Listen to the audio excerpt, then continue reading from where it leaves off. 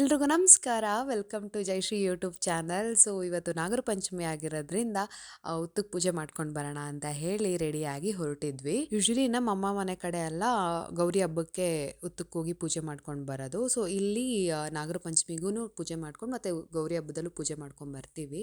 ನಮ್ಮ ಮನೆ ಹಿಂದೆನೇ ಸೊ ಇಲ್ಲಿ ದೇವಸ್ಥಾನ ಇದೆ, ತುಂಬ ಚೆನ್ನಾಗಿದೆ ಇದು ದೇವಸ್ಥಾನ. ಸೊ ಅಲ್ಲೇ ಹೋಗಿ ಪೂಜೆ ಮಾಡ್ಕೊಂಡು ಬರೋಣ ಅಂತ ಅಂದ್ಬಿಟ್ಟು ಅಲ್ಲಿಂದ ಹೋದ್ವಿ.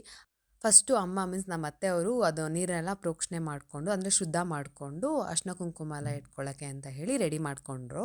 ಆಮೇಲೆ ಅಮ್ಮ ಅರ್ಶಿನ ಕುಂಕುಮ ಎಲ್ಲ ಉತ್ತಕ್ಕೆಲ್ಲ ಇಟ್ಟು ಎಲ್ಲ ರೆಡಿ ಮಾಡಿದ್ರು. ಈ ಕಡೆಗೆ ಬಂದರೆ ಇಲ್ಲಿ ನಾಗಮ್ಮ ದೇವ್ರಿದೆ, ತುಂಬ ಚೆನ್ನಾಗಿದೆ ದೇವರು. ಅಲ್ಲಿ ಎದುರುಗಡೆ ನಿಂತ್ಕೊಂಡು ನೋಡ್ತಿದ್ರೆ ದೇವ್ರದ್ದು ಕಳೆ ಇದೆ ಗೊತ್ತಾ ಮಕ್ಕದಲ್ಲಿ, ಇಷ್ಟು ಚೆನ್ನಾಗಿದೆ ಗೊತ್ತಾ.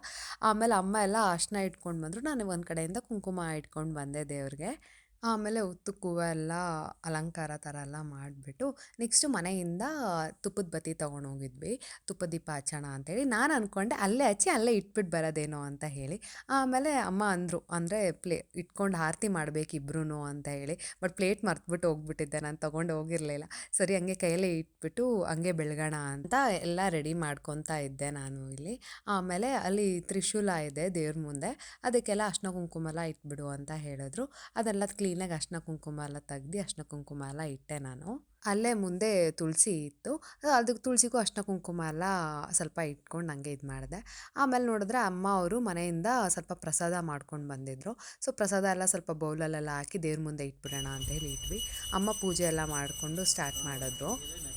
ಎಷ್ಟು ಕೋಗಿಲೆಗಳಿತ್ತು ಅಂದರೆ ಅಲ್ಲಿ ನೀವೇ ಸೌಂಡ್ ಕೇಳಿಸ್ಕೊಳ್ಳಿ.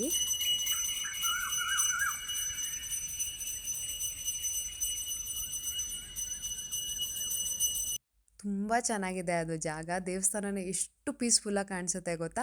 ಆಮೇಲೆ ನಾನು ಪೂಜೆ ಎಲ್ಲ ಮಾಡಿ ದೇವ್ರಿಗೆ, ಆಮೇಲೆ ನಮ್ಮ ಯಜಮಾನ್ರು ಕೂಡ ಅವರು ಪೂಜೆ ಎಲ್ಲ ಮಾಡಿದ್ರು. ಆಮೇಲೆ ಕಾಯಿ ಹೊಡೆದ್ಬಿಟ್ಟು ಕಾಯಿ ಇಟ್ಬಿಡೋಣ ಅಂತ ಹೇಳಿಬಿಟ್ಟು ಕಾಯೆಲ್ಲ ಹೊಡೆದ್ಬಿಟ್ಟು ಇಟ್ವಿ. ಅಷ್ಟರಲ್ಲಿ ದೇವಸ್ಥಾನದಲ್ಲಿ ಮಹಾಮಂಗಳಾರತಿ ಸ್ಟಾರ್ಟ್ ಆಗಿತ್ತು. ಆ ಸೌಂಡೇ ಒಂಥರ ಖುಷಿ ಆಗುತ್ತೆ ದೇವಸ್ಥಾನದಲ್ಲಿ. ಎಷ್ಟು ಚೆನ್ನಾಗಿ ಪೂಜೆ ಮಾಡ್ತಾರೆ ಅಂದರೆ ಇಲ್ಲಿ ತುಂಬ ಚೆನ್ನಾಗಿ ಪೂಜೆ ಮಾಡ್ತಾರೆ ದೇವ್ರಿಗೆ. ಆಮೇಲೆ ಎಲ್ಲರಿಗೂ ಒಳ್ಳೇದಾಗಲಿ, ಎಲ್ಲ ಒಳ್ಳೆ ರೀತಿಲಿ ನಡೀಲಿ ಅಂತ ಹೇಳಿ ಉತ್ತಕ್ಕೆ ಹಾಲೆರೆದ್ವಿ. ಸೊ ತುಂಬ ಖುಷಿಯಾಗುತ್ತೆ, ಯಾಕಂದರೆ ನಾನು ತುಂಬಾ ನಂಬ್ತೀನಿ, ಪ್ರತಿ ಮಂಗಳವಾರ ನಾನು ಮಿಸ್ಸೇ ಮಾಡ್ದಿರಂಗೆ ನಾಗರಕಲ್ಲಿ ಪೂಜೆ ಮಾಡ್ತೀನಿ ನಾನು, ಅದಕ್ಕೋಸ್ಕರನೇ. ಆಮೇಲೆ ನಾವು ಇಬ್ಬರೂ ಸೇರಿ ತುಪ್ಪದ ದೀಪನ ದೇವ್ರಿಗೆ ಬೆಳಗಿ ಆಚೆ ಬಂದ್ವಿ.